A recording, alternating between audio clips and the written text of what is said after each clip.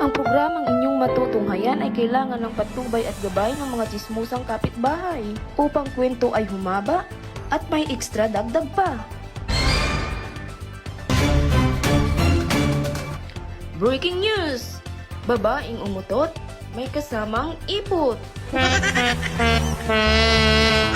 Para sa karagdagang kaalaman, ayon sa babaeng OFW sa Japan, alas 12 ng madaling araw inutusan na naman siya ng kanyang amo. Upang hindi magalit ang kanyang amo, agad niya itong inumpisahan. Binabad ng muriatik, kinuskus, at hindi makontento, tinutbrusyan pa ito. Wow!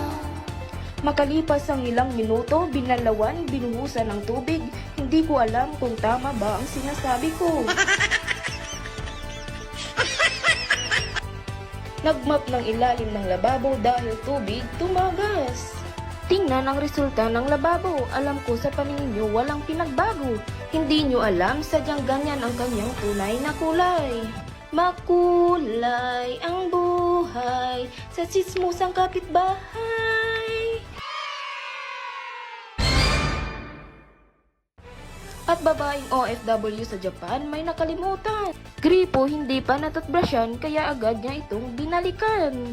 At nang sa tingin malinis na, isa lang ang kanyang masasabi. Okay na to?